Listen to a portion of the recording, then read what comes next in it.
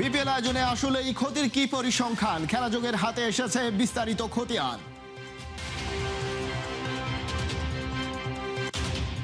নতুন কোন ম্যাজিকে নাজমুল শান্ত যেতেই চান না, দ্বিতীয় টেস্টেও টাইগারদের ডারউইনেরই পরিকল্পনা।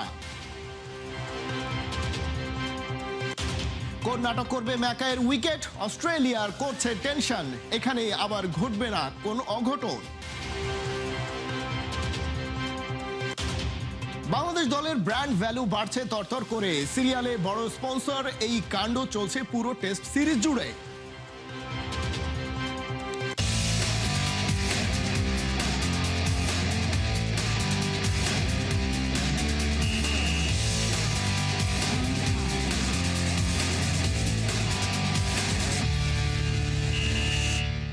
স্বাগত খেলাযোগে, আপনাদের সাথে আছি খালিদ জামিল। বিপিএল আয়োজন করতে চান না তামিম ইকবাল, এই খবর কি সত্যি? না, আসল খবর প্রতি সিজনে কোটি কোটি টাকা লসে বিপিএল আয়োজন করতে চান না বর্তমান বিসিবি সভাপতি তামিম ইকবাল। বোর্ডের সাবেক পরিচালক আসিফ আকবর পুরো হিসাব প্রকাশ্যে এনে গণশুনানির দাবি করছেন।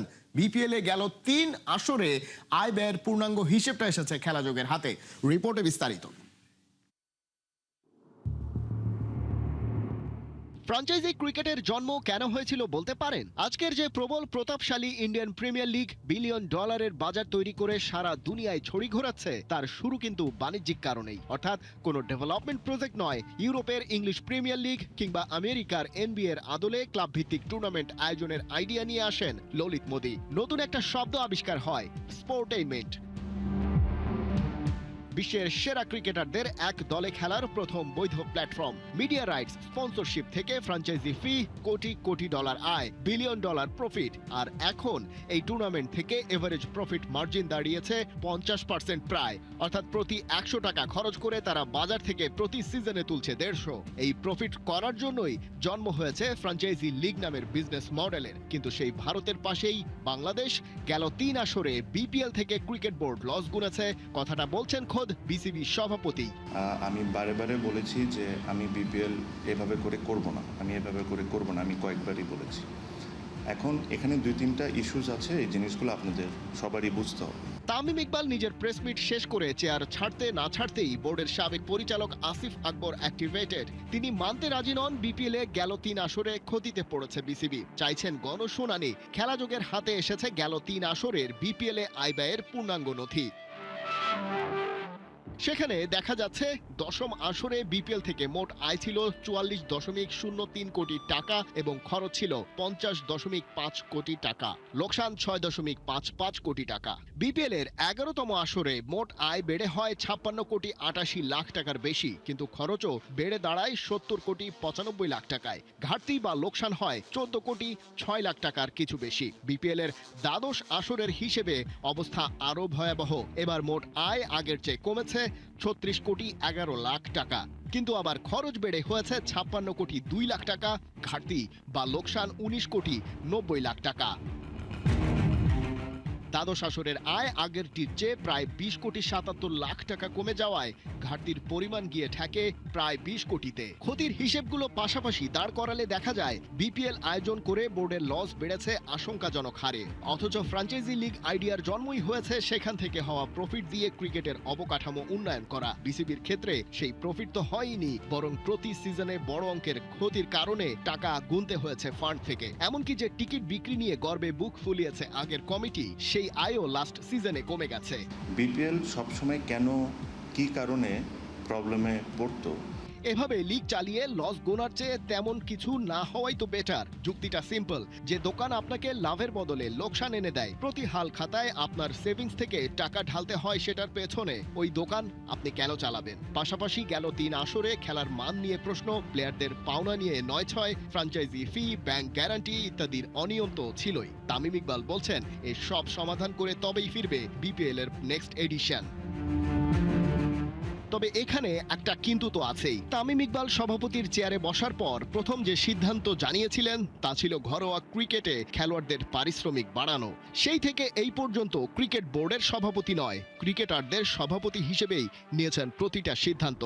তাহলে বিপিএল বন্ধ করে সেই ক্রিকেটারদের আর্থিক ক্ষতিতে কি করে ফেললেন? এই প্রসঙ্গে খেলাযোগের কথা হয়েছে একাধিক সিনিয়র ক্রিকেটারের সাথে। তারা বলছেন ক্রিকেটারদের সেই আর্থিক ক্ষতি পুষিয়ে দিতে তামিমের নিশ্চয়ই একটা প্ল্যান বি আছে, আর সেটা সময় হলেই আসবে সবার সামনে। হতে পারে আলাদা কোনো টুর্নামেন্ট কিংবা আরো ভালো কিছু। তামিমে বিশ্বাস আছে মাঠের 22 গজ থেকে উঠে আসা ক্রিকেটারদের প্রেসিডেন্ট হতাশ করবেন না।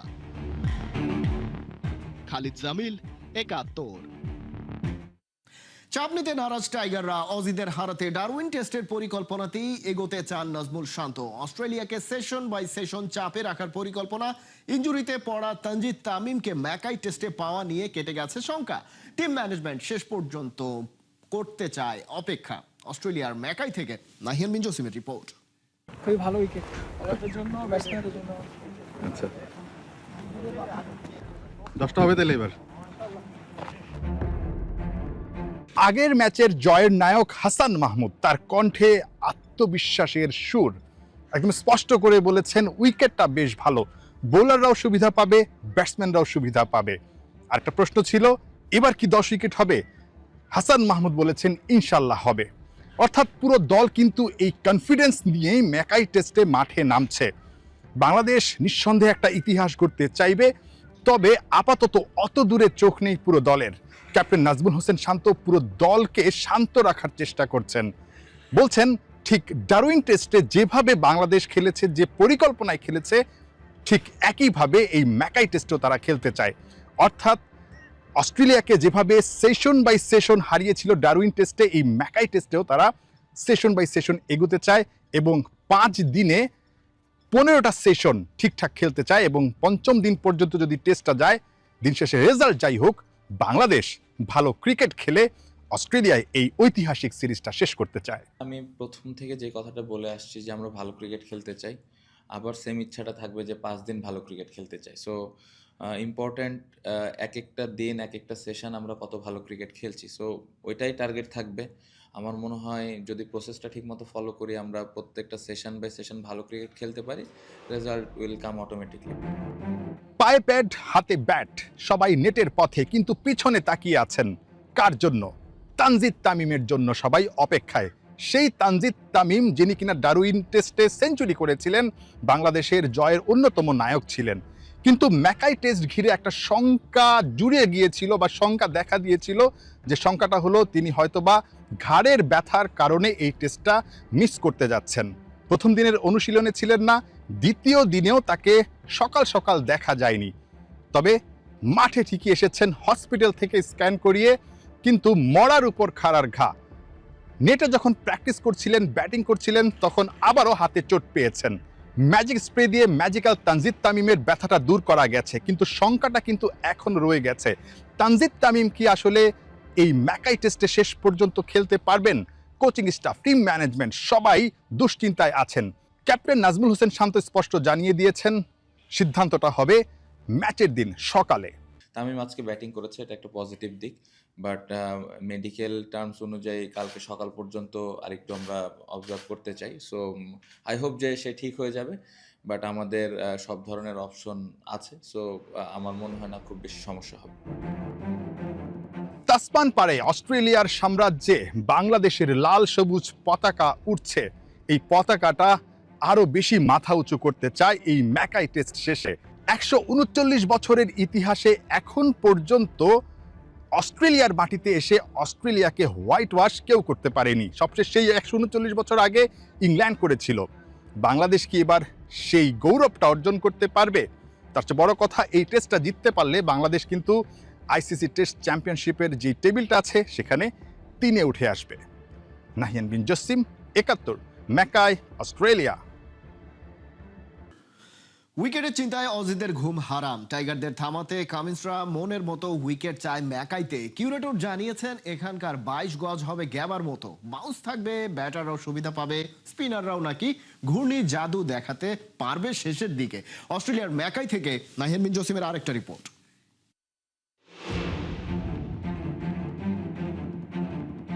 গ্রেট ব্যারিয়ার রিফ অ্যারেনার 22 গজের গায়ে টোকা দিয়ে চেপে প্যাট কামিন্স চরিত্র বোঝার চেষ্টাতে। ম্যাচের আগের দিনে প্র্যাকটিস না, অজি টিম ম্যানেজমেন্টের সব মনোযোগ উইকেটটাতে। টাইগারদের ফাঁদে ফেলতে অজিদের চিকন ঘাম বের হচ্ছে। গ্রেট ব্যারিয়ার রিফ অ্যারেনাকে এক টুকরো গ্যাবা বানানো চাই। তাই 22 গজকে ঘিরে অস্ট্রেলিয়ার টিম ম্যানেজমেন্ট, পাশাপাশি অধিনায়ক প্যাট কামিন্স, ক্রিকেটার সবাই কিন্তু জহুরির চোখ রেখেছেন। যে করেই হোক এই উইকেটটা তাদের মনের মতো হওয়া চাই। বাংলাদেশের বিপক্ষে নিজেদের মাঠে যখন অস্ট্রেলিয়া খেলতে নামছে তখন তাদের উইকেট নিয়েও ভাবতে হচ্ছে। এটা আসলেই অন্যরকম একটা ব্যাপার। They're a really good side. I'm sure they'll be having a lot of confidence coming to this week after how they performed last week. So that's the challenge. কামিন্সের কথায় স্পষ্ট, উইকেট যেমনই হোক টাইগাররা ক্যাঙ্গারুদের মরণ কামড় দিতে প্রস্তুত। ম্যাচের আগের দিন অবশ্য উইকেট নিয়ে একদমই মাথা ব্যথা নেই মিরাজ শান্তদের। সবাই ডিস্টিং মুডে। গ্রেট ব্যারিয়ার রিফ অ্যারেনার কারিগর কিউরেটর পিটার অবশ্য দিন শেষে সব রহস্য ভেঙে দিলেন।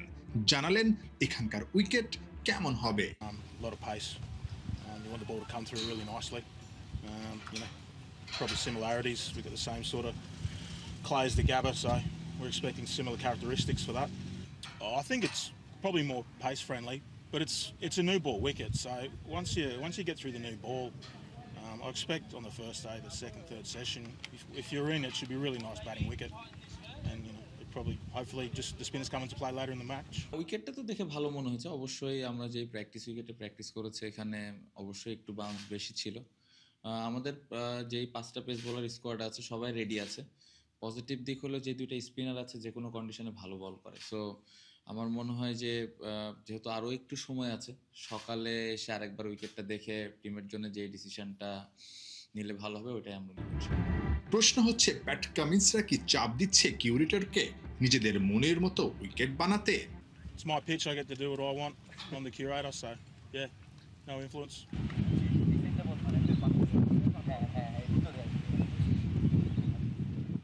এই পাশ থেকে বাতাস পাবে, বল ভেতরে আসবে।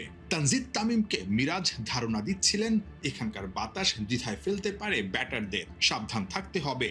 নেটে লিটনদেরও দেখা গেছে কন্ডিশন মাথায় রেখে বাউন্সার সামলানোর সিরিয়াস প্র্যাকটিস করতে। নাহিয়ান বিন জসিম, 71, ম্যাকাই, অস্ট্রেলিয়া। ডারউইনে জিতে ফুরফুরে বাংলাদেশ, এবার ম্যাকাইতে হানা দেওয়ার পালা। সেখানে কেমন হবে টাইগারদের একাদশ তাই নিয়ে চলছে জল্পনা কল্পনা। উইনিং কম্বিনেশনই থাকবে নাকি আসবে কোনো পরিবর্তন? সেই পরিবর্তনটা কি ব্যাটিংয়ে না স্পিনে নাকি পেসে? সবকিছুর বিস্তারিত থাকছে মঈন হাসানের রিপোর্টে। ডারউইনের জয়ের স্বাদ এখনো তাজা। মাঝে কয়েকদিন পেরিয়ে গেল, এর মধ্যে লম্বা জার্নি করে ম্যাকাইতে পৌঁছায় টিম বাংলাদেশ। ক্রিকেটারদের শরীরের উপর দিয়ে বেশ ধকল গেছে। বিশ্রাম শেষে যতটুকু অনুশীলনের সুযোগ পাওয়া গেল তাই নিয়ে এবার ম্যাকাই জয়ের পালা। শনিবার সিরিজের দ্বিতীয় ও শেষ টেস্ট খেলতে মাঠে নামছে বাংলাদেশ ও অস্ট্রেলিয়া। অস্ট্রেলিয়ার মাটিতে 1-0 এগিয়ে থাকায় আনন্দ আছে। সেই আনন্দটা বাংলাদেশ দলকে দেখলে বোঝা যায়। তবে নির্ভর হওয়ার সুযোগ কি আছে তা অবশ্য নেই, কারণ ফিল সিমন্স খুব পরিষ্কার ভাষায় একটা কথা বলে দিয়েছেন। সিমন্সের ভাষায় অস্ট্রেলিয়া আরো শক্তিশালী হয়ে হাজির হবে ম্যাকাইতে। বাংলাদেশের হয় ডারউইনের পারফরমেন্সটা রাখতে হবে অথবা এর চেয়ে ভালো কিছু চেষ্টা করতে হবে। যদি সেটা 1%ও বেশি হয় তাই করতে হবে। এর কোনো বিকল্প দেখছেন না টাইগার কোচ। কিছু জিনিস আইডিয়া করা যাচ্ছে। তৃতীয় দিন থেকে ম্যাকাইয়ের এই মাঠে স্পিন ধরার সম্ভাবনা আছে। ডারউইনের মানেরা স্টেডিয়াম থেকে আবার খুব বেশি পার্থক্য যে হবে তাও কিন্তু না। অস্ট্রেলিয়ান পিচের যে ধাঁচ সেটা থাকবে গ্রেট ব্যারিয়ার রিফে, ফলে পেসারদের দিকে আপনার তাকাতেই হবে। 4 পেসার যে খেলাবে না বাংলাদেশ তা অনেকটাই নিশ্চিত। সেক্ষেত্রে শরীফুল যদি একাদশে ফেরেন কেউ তো বাদ পড়বেন। একজন পেসার অথবা একজন স্পিনার হতে পারে সেই নামটা। স্পিনারের তালিকাটা লম্বা নয়। মেহেদি মিরাজ থাকছেন, বাকি থাকে তাইজুল ইসলাম। তবে গ্রেট ব্যারিয়ার রিফে স্পিন ধরার যে আলাপ আছে সেখানে তাইজুলকে কে না একাদশে রাখতে চাইবে। ফিল সিমন্স এখানে কি বললেন তা একটু দেখে নেই। শরীফুল আলাদা কিছু অফার করে তা জানেন বাংলাদেশের কোচ, তবে কোচ এমন একজন মানুষ যে কিনা খুব অল্পই তার উইনিং কম্বিনেশন পরিবর্তন করেন। সিমন্সের এই কথাতেই অন্তত বোঝা যাচ্ছে একাদশে খুব একটা পরিবর্তন হবে না। সেক্ষেত্রে শরীফুল যদি একাদশে ঢুকে যায়, একটা জায়গায় পরিবর্তন হতে পারে এবাদত হোসেন। আরও একটা জায়গা নিয়ে অবশ্য আলোচনা আছে, তা ওপেনিং স্লট। সেখানে সাদমান ইসলামকে নিয়ে কিছুটা কনসার্ন দেখাচ্ছেন অনেকেই। ডারউইনে প্রথম ইনিংসে 20 রানে আউট হয়ে যান সাদমান, আর দ্বিতীয় ইনিংসে 25 রানে অপরাজিত ছিলেন। এর মধ্যে ম্যাচ জিতে যায় বাংলাদেশ। মূলত সাদমানের জায়গায় সৌম্য সরকারকে নিয়ে অনেকে প্রত্যাশা করছেন। এর বড় কারণ দেশের বাইরে সৌম্যর দারুণ কিছু ইনিংস। বাউন্সি পিচে বেশ কমফোর্টেবল সৌম্য। অনুশীলনে এই বাঁহাতি ব্যাটারকে লম্বা সময় ব্যাট করতেও দেখা গেছে। মূলত এই দুইটা জায়গা নিয়েই আলোচনা হচ্ছে, যেখানে শরীফুল ইসলাম একাদশে ফিরতে পারেন যে আলোচনা একটু জোরালো, আর সাদমানের পরিবর্তে সৌম্য সরকার ফিরতে পারেন সেই আলাপ কিছুটা হালকা। একাদশের বাকি নামগুলো হয়তো থাকবে অপরিবর্তিত। ডারউইনের সেই ঝটকা ম্যাকাইতে নিশ্চিতভাবেই দিতে চাইবে টিম বাংলাদেশ।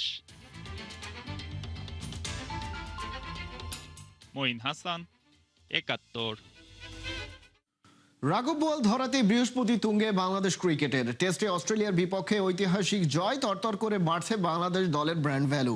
বিসিবির মার্কেটিং বিভাগের চেয়ারম্যান মাসুদুজ্জামান বলছেন, ক্রিকেট স্পন্সর করতেই এখন অনেকেই আগ্রহ দেখাচ্ছে, অনেকেই ছুটে আসবে। দ্বিতীয় টেস্টেও টাইগাররা গর্জে উঠবে বিশ্বাস বিসিবি পরিচালক মাসুদুজ্জামানের। সাইফুল রূপকের রিপোর্ট। বিশ্ব ক্রিকেটের এক মোড়ল অস্ট্রেলিয়াকে শিকার করে বাংলার বাঘেরা তৃপ্ত। তাসমান সাগর পারে ওদের গর্জন। বড় সাফল্যে বাংলার ক্রিকেটের ব্র্যান্ড ভ্যালু বাড়ছে তরতর করে। বলাই যায় এমন জয় পৃষ্ঠপোষক কোম্পানিগুলোর প্রতিনিধিদের বিসিবিমুখী করবে। বিসিবি পরিচালক ও মার্কেটিং বিভাগের চেয়ারম্যান মাসুদুজ্জামান সুযোগটা দারুণভাবে কাজে লাগাতে মুখিয়ে। বাংলাদেশ ক্রিকেটের যে কোনো একটা সাকসেস মার্কেটিংকে অবশ্যই সাহায্য করে, এবং যারা এই সমস্ত খেলাগুলি দেখছে, যে সমস্ত কর্পোরেট কোম্পানিগুলি এগুলি ফলো করছে, তারা আশা করি তারা এগিয়ে আসবে এবং তাদের ইচ্ছা জাগবে। পরপর কয়েকটা সাকসেস, ভালো কিছু জিনিস, এরা কিন্তু আবার এনকারেজ ফিল করবে যে হ্যাঁ, বাংলাদেশ টিম ভালো করছে, আমরা একটু আগে বাড়ি, আমরা একটু পার্ট হইতে চাই। আমরা জানি আসলে কোন কোন কোম্পানিগুলি আসলে এই ধরনের খেলাধুলার সাথে জড়িত থাকতে চায় বা জড়িত ছিল, এবং যারা জড়িত ছিল, যারা পিছিয়ে ছিল বা ইন্টারেস্ট হারায় ফেলছিল, তাদেরকে পিক করা, এবং যারা আছে বর্তমানে তাদেরকে অনবোর্ড করা। প্রথম টেস্টে 3.5 দিনেই ডমিনেট করে জয়। দ্বিতীয় ম্যাচেও যদি একই রূপে দেখা মেলে টাইগারদের, তাহলে তো কথাই নেই, ব্র্যান্ড ভ্যালু বাড়তেই থাকবে। সোনায় সোহাগা বিসিবি মার্কেটিং বিভাগের জন্যে। প্রশ্ন হলো, ব্যাক টু ব্যাক সাফল্য পাবে কোন কারণে? জাতীয় দলের ড্রেসিং রুমটাকে একটা সুখী পরিবার হিসেবেই দেখছেন মাসুদুজ্জামান। একটা টিম, একটা পরিবার, যেখানে সবাই মিলে খেলবে এবং নিজেদের ভিতরে একটা সমন্বয় থাকবে, এবং সেটা আমি আশা করি শান্ত বা মিরাজ ওরা পেরেছে।